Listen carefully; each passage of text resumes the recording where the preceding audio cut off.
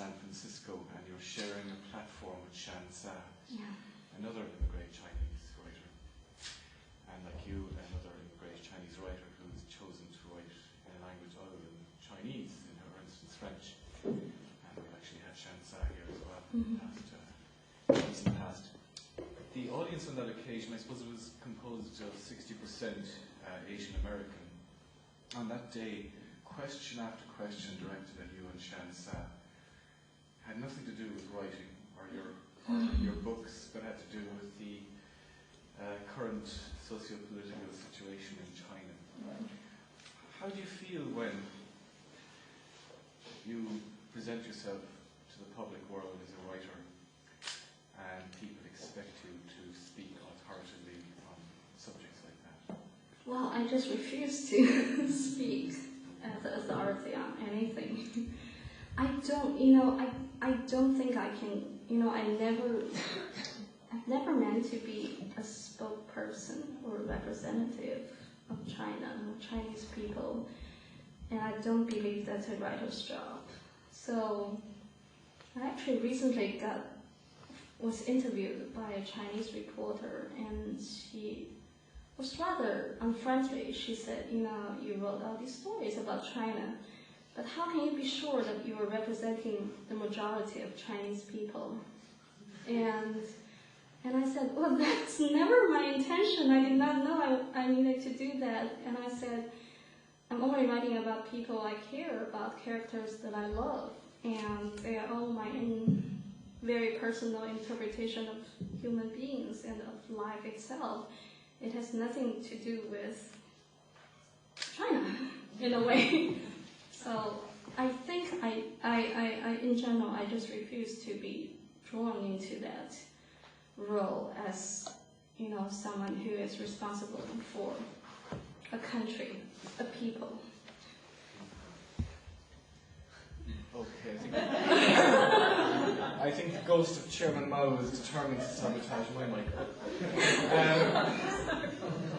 Having said that, of course, without being agitprop or ideologically oriented or dogmatic in any way, your work reeks of political awareness and how politics affects individuals.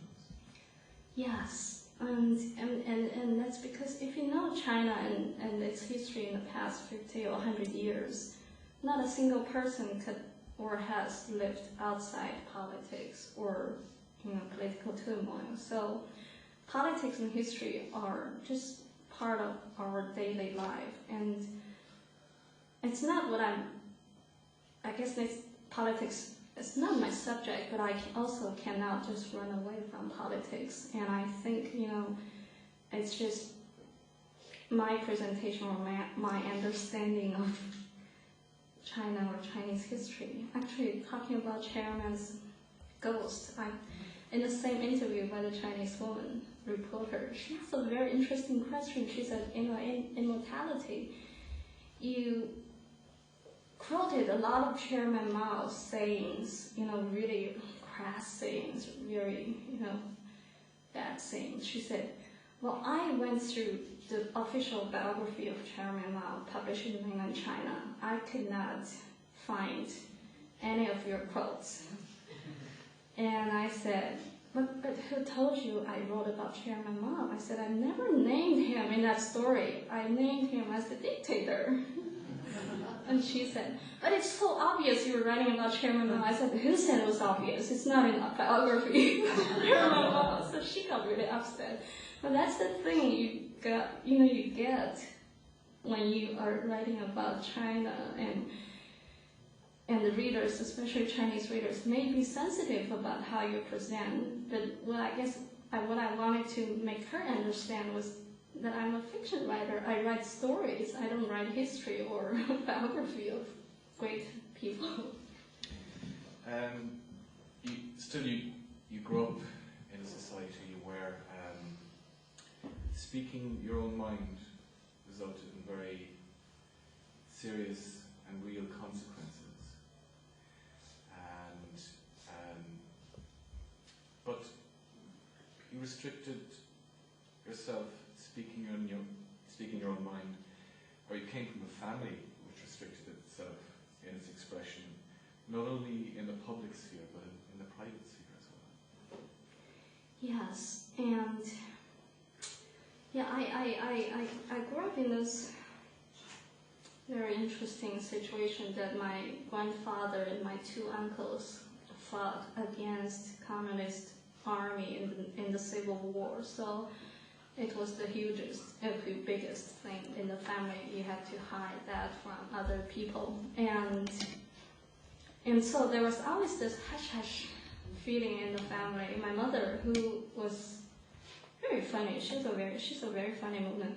Every time she started to talk, she would make this show of going through the apartment, close every window, and then she would say, behind every window there are ears and eyes. And so she was very paranoid about, speaking about anything, which is also very typical Chinese. I think it's not our family. A lot of families our generation mostly grew up with that. Just you keep your own thoughts to yourself, and which is very interesting. I think to me that's a lot about fiction. Is a lot about not talking about feeling or truth, keeping secrets from other people, especially the ones who are really close to you.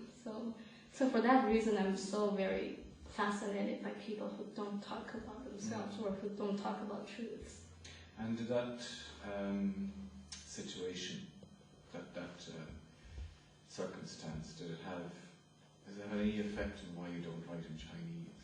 I suppose so. I always say, the reason I don't write in Chinese is my mother reads Chinese and she doesn't read English, which is actually partially true. And I said this, I guess, my mother, she's a very nosy person, and when I was young, I would keep a journal. And by the way, I think my parents just hated the idea of keeping a journal. They just could not stand that, because I remember when I was young, my father would say, don't keep a journal, because your journal will be the thing to betray you. And so don't put what you're thinking into writing, or, in any writing form. But I would keep a journal, and my mother, of course, would look for it. So I think the result was, even when I was young, I wrote in Chinese in a very, very heavily metaphor-coded language, which was totally not great for a storyteller.